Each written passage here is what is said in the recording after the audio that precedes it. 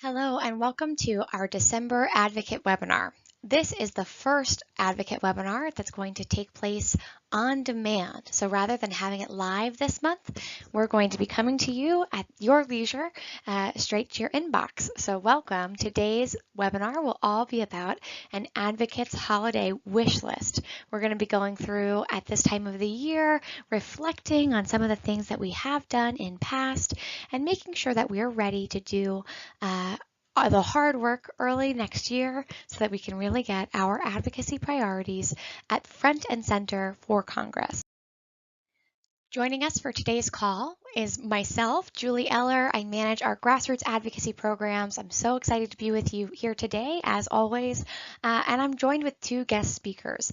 Ben is going to talk about our state legislative policy and bring you up to speed on some of our priorities for 2019.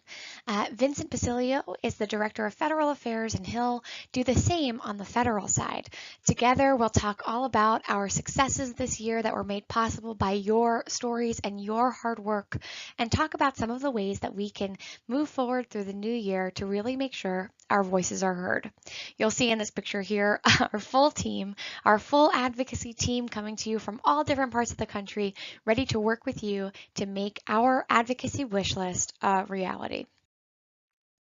To start us off, we want to emphasize how important it is that you mark your calendars. March 11th and 12th of 2019, we'll be gathering our volunteers from around the country in Washington, D.C. for our 2019 Advocacy Summit, where we'll be empowered to live yes. At the event, we'll do lots of strong training to get you ready to share your story with members of Congress the following day on Capitol Hill. But we won't stop there. This year's event is really focused as our launching pad into a year full of empowered advocacy, where you'll be able to share your story, live yes, and help us change lives with advocacy. So what's on our holiday wish list for this year, and what can we think about during this half hour that we have together? Well, first we'll look back on 2018 on our successes and our accomplishments. Then we'll understand our patient priorities and how we arrived at them. And finally, we'll look at how we can build our advocacy wish list. First, let's look back on some key takeaways from the year. As you know, we set our agenda each year by conducting a patient survey of all of our advocacy voices to understand what are the most pressing advocacy priorities for you. We learned from our survey last year that your focus should be research for a cure as our primary advocate priority, managing chronic pain, and access to insurance coverage and providers. We were able to help address these issues and some of the top access issues like burdensome prior authorization requirements and concerns about accessing your providers along with out-of-pocket costs throughout this past year. Let's look at some of the ways that we've done that. Well, first, we held 10 state legislative days across the nation. So where we had priority legislation that we really thought could move through the legislature and onto the governor's desk, we held targeted state legislative days and encouraged volunteers from those communities to come out to their state capital and join us to speak with their legislators. Through these events, we had over 235 legislative visits with different state elected officials around the nation. Capital days like these, legislative days like these, along with our other avenues for sharing our stories like testimonies before a legislator, sending in your letters, making sure your voices are heard in op-eds and letters to the editor, these things have led to over 100 state legislative wins since 2014.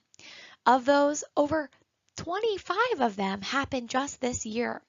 We're so excited to share with you that we accomplished this milestone together and are looking forward to hitting the ground running on adding more to this list.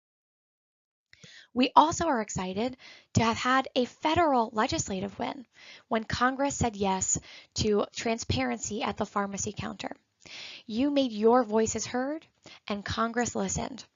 What we knew was that patients were going to their pharmacies and their pharmacists were not able to tell them whether or not paying for their prescription out of pocket might save them money compared to paying for it through their insurance provider. What we learned was that there were these gag clauses that prevented pharmacists from being a facilitator of that information. Your stories drove action, and as a result, we now have a ban on these types of gag clauses. Thank you for taking action through our Action Center on this important issue, and thank you for sharing your story.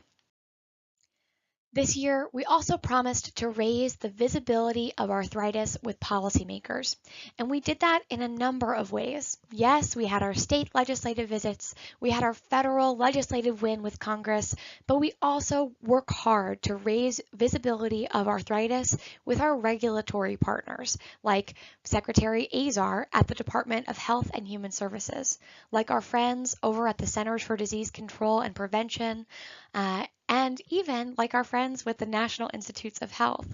We work hard to make sure that our different health agencies across the country hear our voices, hear our stories, and can address the key issues affecting people with arthritis.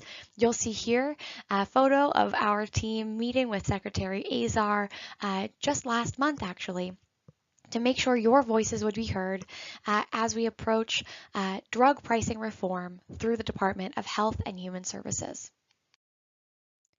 Now, all of this is possible. All of these successes are possible because you take action in sharing your story. And one of my most proud moments from this year is seeing how many times you have taken action in our Action Center online. So we have this year put together this new interactive tool called our Action Center right on advocacy on arthritis.org/advocacy. Through this tool, you, our advocates and ambassadors, have sent over 5,000 letters to policymakers on Capitol Hill and in your state legislatures. So give yourself a big pat on the back, because even if you've only sent one letter in, you've only sent one message, you have contributed to this groundswell of support in arthritis story sharing with these key decision makers. So please keep up the good work. To have over 5,000 letters sent to our decision makers in 1 year's time, I just am so excited to think about how many more actions we can make possible over our next year. So what other actions can we be thankful for this year? Well, our Junior Ambassador program has grown since this graphic was created to over 100 Junior Ambassadors, over 100 teens who are sharing their stories to make a difference and be the voice for juvenile arthritis. We have had ambassadors and advocates share their personal experiences through our story banking tool. This is a tool that will allow us to understand the landscape of what some of the access issues you are facing are, and providing you with direct opportunities to act within your local area and on a national stage. We have expanded our grassroots programs, our 4 grassroots programs. Over 150,000 advocates and 1,500 ambassadors are engaging with us, and we are so excited to keep that growth and that engagement going. We've really focused our energy on collecting data that can fuel our program. And we're thankful to say that approximately 2,000 advocates and ambassadors provided e-feedback either through surveys or through our new focus group program, or just by sharing their stories directly with us that help to amplify your patient voices on specific issues. Importantly, I'm also excited to share that not only did we achieve more than 60 people with the Platinum Ambassador status, but we're really excited to say that we have had 70 Platinum Ambassadors this year. That is a big growth from our number of 51 last year. So thank you for taking action with us. Thank you for raising your story, raising your voices and sharing your stories, and making these major successes possible. Now, let's move through how we understand our patient priorities. We mentioned before that last year we've conducted a survey in August that we saw over 1,600 or so people share their stories so that we could drive our policies together. This year, we've increased that number to 1,700 voices, and we conducted the same benchmark survey and added in some new questions that could really help us understand some more nuanced asks that we might tackle this year. So let's see what you said. Well, not surprisingly, we saw that your top 3 advocate priorities tracked really well compared to last year. We know that managing chronic pain and multiple chronic conditions is of utmost importance to you, along with research for a cure to arthritis and access to insurance coverage and providers. So what does this tell us?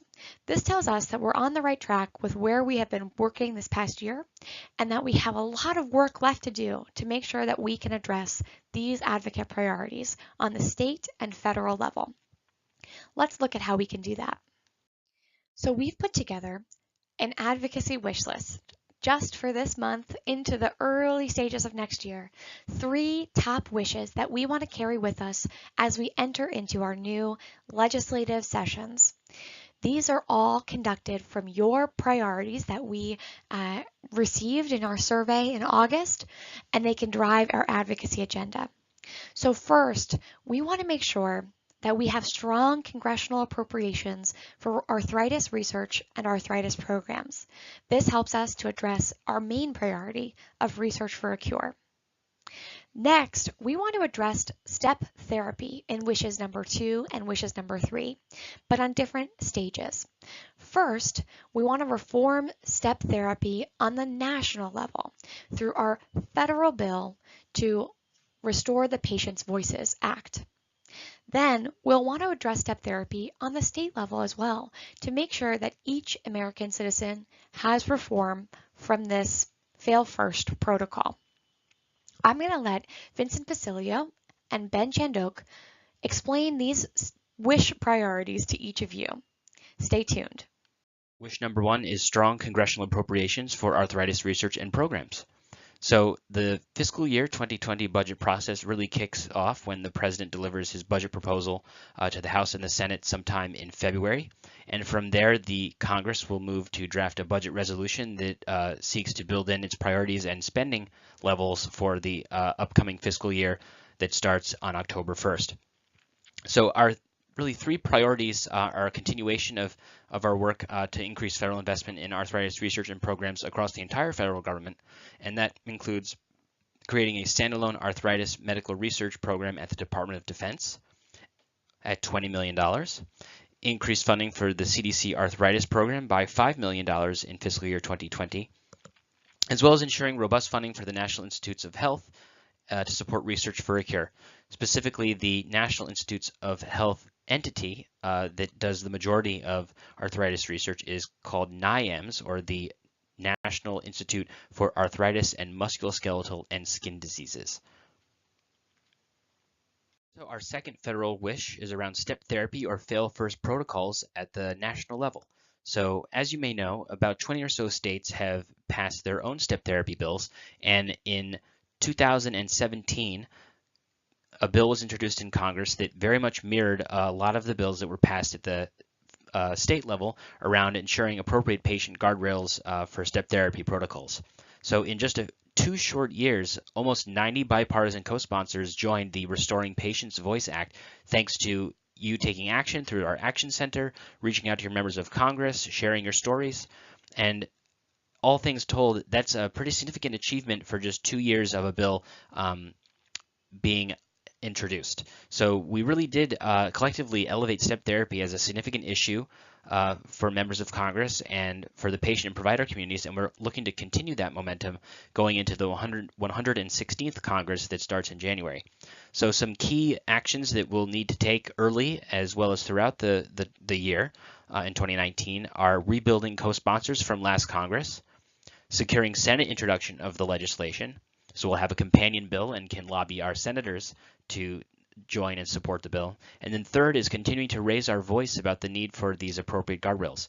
I think we have a really strong chance of getting this legislation through during the 116th Congress, and we look forward to working with you to make that happen.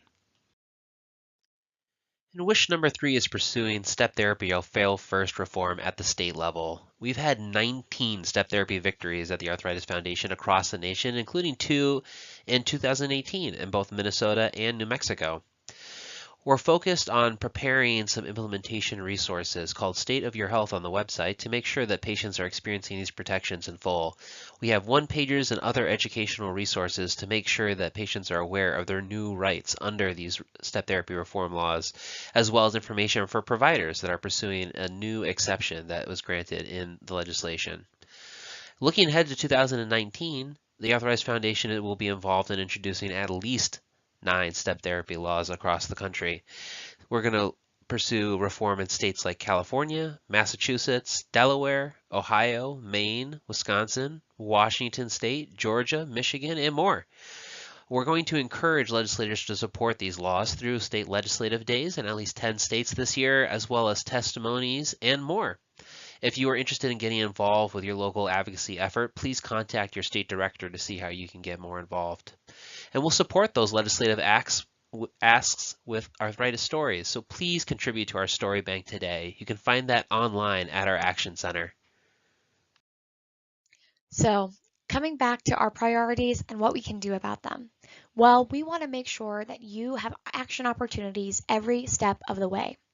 As it comes to strong federal appropriations for arthritis research and programs, we have one ask of you today, advocates. We're asking that you take action in our Jingle for a Cure action alert, right in our Action Center. You can access this by going to www.arthritis.org/advocatejbr. Here, you'll be able to send a message to Congress explaining why research for a cure is so essential to you and to your family. Next, we'll invite you to help us understand the landscape of step therapy or fail first protocols at the state and national level. We're going to ask you to participate in our step therapy story bank. So if you have ever experienced an access barrier that sounds like it could be step therapy, where you've had a delay in the treatment that you may have had that your doctor would have prescribed because of an insurance issue or a step or protocol that they might have put into place, we want to hear your story. It does not have to be formal. It does not have to all be perfectly in policy jargon. We just want to hear from you. So you can come into our step therapy story bank and respond to our prompts. What sort of issues have you faced? What is the type of problem that you experience when you have an access issue or have a delay in your care? And how would a quicker appeal time or override process maybe help the quality of your care? Come on in, respond to these prompts, let us know what you're feeling and thinking, and we'll be able to call on you a little bit more easily next year as we move into state legislative session and can start to address these step therapy reforms. Thank you so much for taking action with us this year. We can't express enough how your stories and your voices power our mission. We are so thankful to have you as a part of our advocacy team. So before we sign off, we want to invite you to ask any questions to my email, jeller@arthritis.org. But mostly, we want to stop and thank you for a moment. Thank you for all of the hard work that you've done this year. Thank you for the time that you've taken to share your stories and express your feelings to your decision makers and policy makers alike. We're excited to work with you again next year. So from the bottom of our hearts, happy holidays from our team to yours, and we'll talk to you in the new year.